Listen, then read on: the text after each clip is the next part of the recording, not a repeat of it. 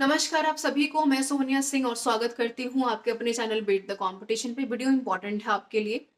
यहाँ पर बात करेंगे क्वेश्चंस के फॉर्मेशन को लेकर के, जिसके बारे में पता होना बहुत इंपॉर्टेंट है। चाहे आप पहली बार पेपर दे रहे हैं, चाहे आप बहुत बार पेपर में जो है अपीयर हो चुके हैं टीचिंग में, ये आपको काफी हद तक ध्यान में रखना है कि पेपर का जो स्ट्रक्चर एंड फॉर्मेशन है वो काफी हद तक चेंज हुआ है। मैं बात करूंगी आईसीटी और साथ में टीचिंग एप्टीट्यूड को लेकर के, क्योंकि एक ऐसा सेक्शन है जहां पर आप अच्छा खासा स्कोर कर सकते हैं, चाहे नेगेटिव मार्किंग है चाहे नेगेटिव मार्किंग नहीं है। साथ में सवालों के फॉर्मेशन को अगर देखें तो वाइस वर्सा आपस में जुड़े हुए हैं। जैसे काफी सारे बच्चों का सवाल था कि टीचिंग एप्टीट्यूड में मैंने जब यहाँ पर लाइव सेशन में मॉक टेस्ट अटेम्प्ट करवाए तो मैंने सीडीपी के कुछ सवालों को कवर करवाया था। चाहे कोहलबर्ग की बात करें, चाहे यहाँ पर प्याजे की बात करें, वाइगॉस्की के सोशल थ्योरी की बात करें, है ना। तो ये आप बच्चे पूछ रहे हैं कि मैम सीडीपी तो नहीं आएगी तो फिर ये क्वेश्चंस क्यों करवाए जा रहे हैं, है ना। या फिर अगर मैं टीचिंग एप्टीट्यूड पढ़ा रही हूँ तो मैंने आईसीटी से उसको क्यों जोड़ा है। ये बहुत इंपॉर्टेंट है कि क्वेश्चंस का जो स्ट्रक्चर है वो चेंज हुआ है।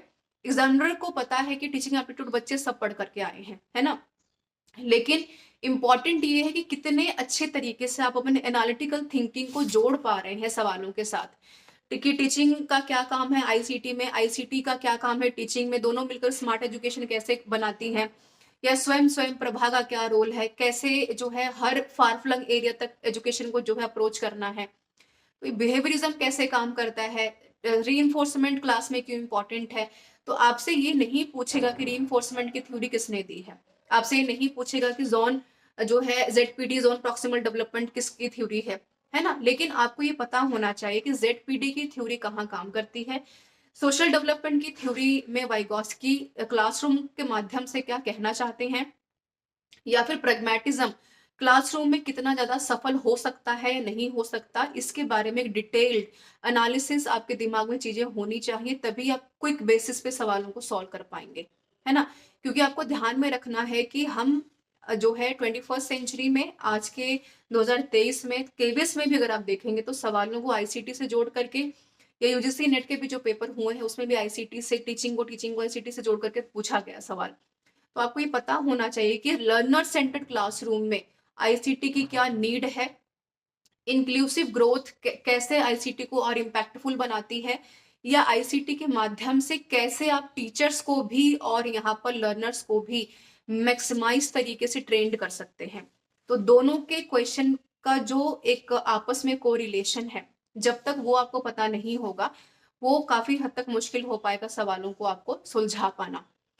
जो तीसरी सबसे इंपॉर्टेंट बात है कि कहाँ से कवर करें। देखिए आईसीटी और टीचिंग एप्टीट्यूड कहीं से भी आप कवर कर सकते हैं, कोई भी किताब यदि उपलब्ध है, अगर वो सिलेबस से अप टू द मार्क है तो वहां से आप कवर कीजिए।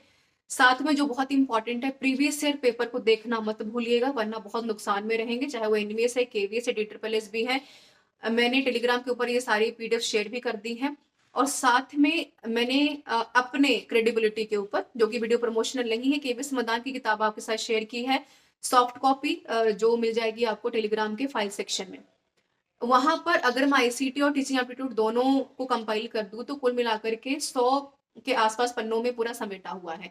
दोनों को मिलाकर के अगर देखा जाए तो 500 से प्लस एमसीक्यूज दिए हुए हैं, उनको प्रैक्टिस कर लीजिए। इससे आपको फायदा ये होगा कि टीचिंग की जो बेसिक चीजें हैं आपके दिमाग में रहेंगी और आप आसानी से सवालों को सॉल्व कर पाएंगे। क्योंकि गलती हम यही करते हैं कि बहुत ज्यादा पढ़ने के चक्कर में हम बहुत किताबें पढ़ लेते हैं, लेकिन जो बेसिक नॉलेज होती है, जो कि एग्जामिनरी बॉडी आपसे जानना चाहती है, उसको कहीं ना कहीं हम मिस करते हैं। तो इस चीज को ध्यान में रखिएगा। हालांकि मेरा एक पर्सनल सजेशन है जो कि मैंने पहले भी शुरू से दिया है कि एक ही किताब को फॉलो करें, बाकी आप कोई भी किताब फॉलो कर सकते हैं जो कि आपके अपनी अप्रोच में है, जहां से आपको मिल रही है, जहां से आप पढ़ पा रहे हैं। सीडीपी नहीं आएगी, ध्यान रखिएगा। लेकिन सीडीपी किस तरीके से टीचिंग के साथ जोड़ करके पूछी जाएगी, ये काफी हद तक आपके लिए जरूरी बनने वाला है ना। तो इस चीज को ध्यान में रखिएगा। पीयूआई की जब प्रैक्टिस करेंगे आप, जो मैंने DSSS के करवाई भी हैं, वहां से एक आपको एक जो है एक आइडिया ग्रैप्स कर पाएंगे कि क्या है सवालों के बनने का सही अप्रोच। तो इस चीज का ध्यान रखिएगा। आईसीटी और टीचिंग एप्टीट्यूड और एनईपी फ्री के नंबर हैं, गवाइएगा मत, क्योंकि यहीं से कहीं ना कहीं एक सिलेक्शन आपका इंश्योर होता है। Thank you so much for being with me everyone.